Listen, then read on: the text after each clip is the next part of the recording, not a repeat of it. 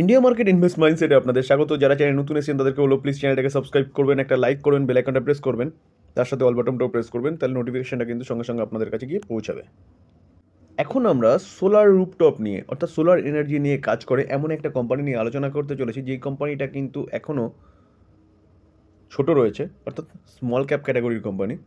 সেই কোম্পানিটার মধ্যে upside potential অনেক রয়েছে এবং কোম্পানিটা কিন্তু আস্তে আস্তে মিড ক্যাপ, লার্জ ক্যাপ এবং মেগা লার্জ ক্যাপে গিয়ে স্টক হতে পারে বা মার্কেট ক্যাপ হতে পারে। সেরকমই একটা কোম্পানি নিয়ে কথা হলো। কোম্পানিটা কিন্তু ভালো একটা পারফরমেন্স অলরেডি দেখিয়েছে, আরও কিন্তু পারফরমেন্স দেখাতে পারে।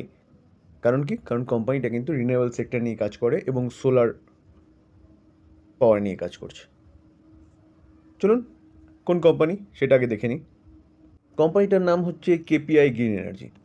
মার্কেট ক্যাপ কত? মার্কেট ক্যাপ দেখলে দেখা যাবে কোম্পানিটা কিন্তু অনলি ফর 5,000 করোড় হচ্ছে কোম্পানিটার মার্কেট ক্যাপ, অর্থাৎ কোম্পানিটা কিন্তু স্মল ক্যাপ ক্যাটাগরির কোম্পানি। চলছে কত? চলছে হচ্ছে 1405-এ। এই জায়গায় চলতো না যদি না কোম্পানি বোনাস দিত। দেখুন, 14ই ফেব্রুয়ারি 2024 কোম্পানি 1:2-তে কিন্তু কী দিয়েছে? বোনাস দিয়েছে, বোনাস ইস্যু করেছে। ঠিক আছে, রেকর্ড ডেট ছিল কত? 14ই ফেব্রুয়ারি রেকর্ড ডেট। এক বছর আগে দেখলে দেখা যাবে কোম্পানিটা কিন্তু 17ই জানুয়ারি আবার বোনাস দিয়েছিল, মানে এক বছর আগে দিয়েছিল 1:1। তো সেই জায়গায় দাঁড়িয়ে কোম্পানি যদি বোনাস দুবার না দিত তাহলে কিন্তু কোম্পানিটা এই প্রাইসে থাকতো না। কোম্পানিটা কিন্তু এখন অনেক বেশি প্রাইসে থাকতো। তো সেই জায়গায় দাঁড়িয়ে বোনাস দেওয়ার জন্যে কিন্তু কোম্পানিটা এই প্রাইসে এখন পাওয়া যাচ্ছে। দেখুন, এক বছরে যদি দেখি তাহলে দেখলে দেখা যাবে কোম্পানিটা কীরকম রিটার্ন দিয়েছে? 365%। ভাবতে পারছেন? তো কোম্পানিটা কী নিয়ে কাজ করছে? আমি একটু আগেই বলেছি যে কোম্পানিটা কিন্তু সোলার এনার্জি নিয়ে কাজ করছে। তো সেই জায়গায় দাঁড়িয়ে কুসুম যোজনা বলুন, সূর্যোদয় যোজনা বলুন, সেই সব কিন্তু এই কোম্পানিটা বেনিফিটেড হবে, যার জন্যে কিন্তু কোম্পানিটা এত ভালো পারফরমেন্স কিন্তু দেখাচ্ছে। তার পাশাপাশি কি আমি সবসময় বলছি যে কি গভর্নমেন্ট কিন্তু নিজেই লক্ষ্যমাত্রা ঠিক করেছে যে 2050-এর মধ্যে 50% এবং 2070-এর মধ্যে 100% হচ্ছে সোলার এনার্জি থেকে পাওয়ার জেনারেশন করার। তো সেই জায়গায় দাঁড়িয়ে কিন্তু এই কোম্পানিগুলো সোলার এনার্জি না, সরি, রিনিউয়েবল সেক্টর থেকে পাওয়ার জেনারেশন করার। তো সেই জায়গায় দাঁড়িয়ে কিন্তু সোলার এনার্জি নিয়ে যে কাজ করছে যেসব কোম্পানিগুলো আছে সেই সব কোম্পানিগুলো কিন্তু নিয়ে চিন্তাভাবনা করা যায় লং টার্মের জন্য। তো তার জন্যই কিন্তু এই কোম্পানিগুলো এত ভালো পারফরমেন্স কিন্তু দেখাচ্ছে। দেখুন স্যার, যখন কোম্পানিটা লিস্টেড হয়েছিল তখন কিন্তু কোম্পানিটা ন্যানো ক্যাপ ছিল, সেখান থেকে মাইক্রো ক্যাপ এবং এখন স্মল ক্যাপে এসছে। তো প্যারামিটারগুলো কিন্তু সেভাবেই দেখবেন। দেখুন, রিজার্ভ দেখলে দেখা যাবে কোম্পানি 5 বছর আগে 80, তারপর 79, 102, 102টা কোথায় এসছে? 137, 137টা 192। তাহলে কোম্পানির রিজার্ভ কিন্তু কন্টিনিউয়াসলি বাড়ছে। আমরা যদি দেখি তাহলে কোম্পানি লং টার্ম বোরিং আছে কত? 344 করোড় এবং বোরোয়িং কিন্তু কন্টিনিউয়াসলি বাড়ছে। তো কোম্পানি বোরোয়িং বাড়ছে মানে কোম্পানি খারাপ হয়ে গেছে? একদম নয়। আপনাকে বোরোয়িং বাড়ার সঙ্গে সঙ্গে দেখতে হবে কিন্তু কোম্পানি সেই টাকাটা কি তার বিজনেসে লাগাচ্ছে, মানে তার বিজনেস রেভিনিউ বাড়ছে বা তার প্রফিটেবিলিটি ঠিকঠাক বাড়ছে। যদি বাড়ে তাহলে যে বোরো নিচ্ছে সেই বোরোটা নিয়ে কিন্তু কোম্পানি তার কাজে লাগাচ্ছে। শর্ট টার্ম বোরিং দেখলে দেখা যাবে কোম্পানি কত? 103 করোড় কিন্তু শর্ট টার্ম বোরিংও রয়েছে। আমরা যদি ক্যাশ অ্যান্ড ক্যাশ ইকুইভ্যালেন্ট দেখি তাহলে ক্যাশ অ্যান্ড ক্যাশ ইকুইভ্যালেন্ট দেখলে দেখা যাবে কোম্পানির কাছে কত ক্যাশ রয়েছে। কোম্পানির কাছে কিন্তু 43 করোড় মতন ক্যাশও রয়েছে। তো ব্যালেন্স শিট মোটামুটি ঠিকঠাকই আছে। দেখুন, আমরা যদি কোম্পানির রেভিনিউ দেখি তাহলে 5 বছর আগে অনলি ফর 34 করোড়, তারপর 59, তারপরে কত? 103, 103টা 220, 220টা হচ্ছে 490। তাহলে কোম্পানি রেভিনিউ কত গুণ বেড়েছে দেখতে পেরেছেন?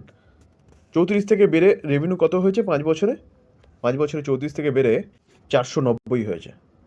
তাহলে কোম্পানি কিন্তু বিজনেস ভালো করছে। তাহলে কোম্পানি যে বোরোয়িংটা নিচ্ছে সেটা কিন্তু কোম্পানি তার বিজনেসে লাগাচ্ছে। কারণ স্বাভাবিকভাবে ছোটো কোম্পানি বড় হতে গেলে তাকে বড় নিতে হবে এবং বড় নিয়ে যদি বড়োটাকে ঠিকঠাক কাজে লাগায় তাহলে কোম্পানির কিন্তু বিজনেস ঠিকঠাক আছে। চলুন আমরা কোম্পানির প্রফিটেবিলিটি দেখে নিই। আমরা যদি কোম্পানির প্রফিট দেখি দেখলে দেখা যাবে কত? 8 করোড়। সেটা 2020-তে কিছুটা কমেছিল 6 করোড় মতন, তারপরে সেটা 22 করোড়। 22 করোড় কোথায় এসছে? 44 করোড়। 44 করোড়টা হচ্ছে 78 করোড়। তাহলে কোম্পানি 5 বছর আগে কোথায় 8 করোড় ছিল, সেটা 5 বছর পরে কত হয়েছে? 5 বছর পরে কিন্তু 78 হয়েছে। অলমোস্ট 10 গুণ কিন্তু তার প্রফিট বেড়ে গেছে। আমরা যদি কোম্পানির শেয়ার হোল্ডিং প্যাটার্ন দেখি তাহলে ডিসেম্বর 2023 প্রোমোটার 53.1% স্টেক হোল্ড করছে, এফআইএস 6% স্টেক হোল্ড করছে, ডিআইএস 2% স্টেক হোল্ড করছে, এবং পাবলিক কতটা রয়েছে? পাবলিক হচ্ছে 38.9% স্টেক হোল্ড করছে। দেখুন, দেখলে দেখা যাবে কিন্তু যে এফআইএস ডিআইএস আগে কিন্তু ছিল না। দেখুন, যদি আমরা প্রিভিয়াস ডেটা দেখি, তাহলে প্রিভিয়াস ডেটা দেখলে দেখা যাবে কিন্তু কত ডিসেম্বর 21, অর্থাৎ ডিসেম্বর 21-এর ডেটা দেখলে দেখা যাবে এফআইএস ডিআইএস কিন্তু ছিলই না। কেন ছিল না? কারণ কোম্পানি তখন ন্যানো ক্যাপ ছিল, সেখান থেকে কিন্তু কোম্পানি বিজনেস বাড়াচ্ছে এবং বিজনেস বাড়ানোর সঙ্গে সঙ্গে কিন্তু এফআইএস ডিআইএসও কিন্তু এই কোম্পানিতে ঢুকছে। তাহলে FIS DIS foreign institution investor, domestic institution investor কেন ঢুকছে? কারণ কোম্পানির মধ্যে দম আছে, তার জন্য ঢুকছে। তো সেই জায়গায় দাঁড়িয়ে কিন্তু যে আমরা শেয়ার হোল্ডিং প্যাটার্ন দেখলাম সেটাও কিন্তু ঠিকঠাক আছে। আমরা যদি কোম্পানির পি রেশিও দেখি 56.1 হচ্ছে পি রয়েছে, পিও ঠিকঠাক রয়েছে। রিটার্ন অন ক্যাপিটাল এমপ্লয় দেখলে দেখা যাবে কিন্তু 24.7 রয়েছে। রিটার্ন অন ইকুইটি দেখলে দেখা যাবে কত? 53.4 রয়েছে। অর্থাৎ কোম্পানির রিটার্ন অন ইকুইটি এবং রিটার্ন অন ক্যাপিটাল এমপ্লয় দুটোই কিন্তু যথেষ্ট ভালো রয়েছে। ফেস ভ্যালু কোম্পানির 10 আছে, অর্থাৎ কোম্পানি কিন্তু পরবর্তীকালে স্প্লিটও দিতে পারে। দেখুন, আমরা যদি কোম্পানির সেলস গ্রোথ দেখি, তাহলে সেলস গ্রোথ দেখলে দেখা যাবে কিন্তু কোম্পানি 3 বছরে 122%, কারেন্ট ইয়ারে 71% সেলস গ্রোথ। বেশি ডেটা অ্যাভেলেবেল নেই, কিন্তু যে দুটো ডেটা অ্যাভেলেবেল আছে সেটাতে কিন্তু দেখা যাচ্ছে কোম্পানির যথেষ্ট সেলস গ্রোথ হচ্ছে, অর্থাৎ কোম্পানি বিজনেস ভালো করছে। প্রফিট গ্রোথ দেখলে দেখা যাবে কত? 3 বছরে 157 এবং কারেন্ট ইয়ারে 72, অর্থাৎ কোম্পানি সেলস গ্রোথের সাথে সাথে কিন্তু প্রফিট গ্রোথটাও ভালোই দেখিয়েছে। স্টক সিএজিআর গ্রোথ, অর্থাৎ তার শেয়ার হোল্ডারদের কীরকম রিটার্ন মানি দিয়েছে। দেখুন, 5 বছরে 126%, 3 বছরে 313%, কারেন্ট ইয়ারে 372%। ভাবতে পারছেন কোম্পানিটা কীরকম রিটার্ন বানিয়ে দিচ্ছে। রিটার্ন অন ইকুইটি দেখলে দেখা যাবে 3 বছরে 39 এবং কারেন্ট ইয়ারে কিন্তু 53। তো যতগুলো প্যারামিটার দেখলাম, অর্থাৎ কোম্পানির সেলস গ্রোথ বলুন, প্রফিট গ্রোথ বলুন, স্টক সিজিআর গ্রোথ বলুন এবং রিটার্ন অন ইকুইটি বলুন, প্রত্যেকটা কিন্তু আফলাতুন রয়েছে। অর্থাৎ কোম্পানি সব কিছুই নির্দেশ করছে যে কোম্পানি কিন্তু ভালো বিজনেস করছে। শুধু একটা জিনিসই একটু প্রবলেম ছিল, কি? কোম্পানি বোরোইং করছে, অর্থাৎ মার্কেট থেকে পয়সা নিচ্ছে। দেখুন স্যার, আমি আগেও বলেছি, এখনও বলছি যে কোম্পানি ছোট, তো কোম্পানিকে বড় হতে গেলে কিন্তু কোম্পানিকে বড় নিতেই হবে এবং সেই বড়টাকে নিয়ে কোম্পানি তার বিজনেসে লাগাচ্ছে। তো সেই বড় নিয়ে কিন্তু চিন্তাভাবনা করার কিছু নেই, বাদ বাকি কিন্তু সব কিছু কোম্পানির পজিটিভ রয়েছে। দেখেছেন, আর যদি কোম্পানিটার 5 বছরে ম্যাক্সিমাম রিটার্ন দেখেন, তাহলে ম্যাক্সিমাম রিটার্ন দেখলে দেখা যাবে কোম্পানিটা মার্কেটে এসছে কবে থেকে?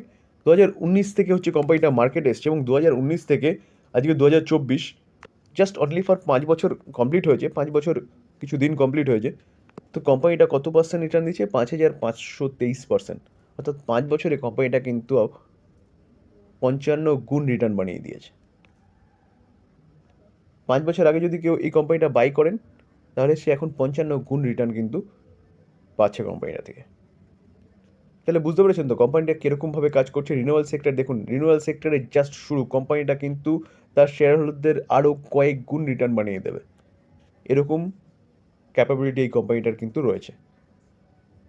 তো সেই জায়গায় দাঁড়িয়ে স্যার এখনও কোম্পানিটা আমি দেখিয়েছি যে স্মল ক্যাপ ক্যাটাগরির কোম্পানি রয়েছে, অনলি ফর 5,000 করার হচ্ছে কোম্পানিটার মার্কেট ক্যাপ। তো কোম্পানিটা কিন্তু এখান থেকে আরও অনেক বড় হবে, বড় হওয়ার সাথে সাথে কিন্তু কোম্পানিটা তার শেয়ার হোল্ডারদেরও কিন্তু কোটিপতি বানিয়ে দেবে। তো এই ছিল কেপিআই গ্রিন এনার্জি নিয়ে আলোচনা। যদি আলোচনাটা ভালো লাগে, যারা চ্যানেলে নতুন এসেছেন তাদেরকে বলবো প্লিজ চ্যানেলটাকে সাবস্ক্রাইব করবেন, একটা লাইক করবেন, বেল আইকনটা প্রেস করবেন। দেখুন স্যার, আরেকটা ডিসক্লেমার দিয়ে রাখি যে এটাকে বাই রেকমেন্ডেশন নেবেন না। আমি এরকম ধরনের বিভিন্ন কোম্পানি নিয়ে আপনাদের সাথে আলোচনা করি স্টাডি পারপাস, তো সেটাকে স্টাডি হিসেবেই নেবেন। বাই করবেন, সেল করবেন টোটালি নিজের ডিসিশনে, বা আপনি আপনার ফাইন্যান্সিয়াল অ্যাডভাইজারের সাথেও কিন্তু কথা বলে নিতে পারেন। থ্যাংক ইউ, ভালো থাকবেন।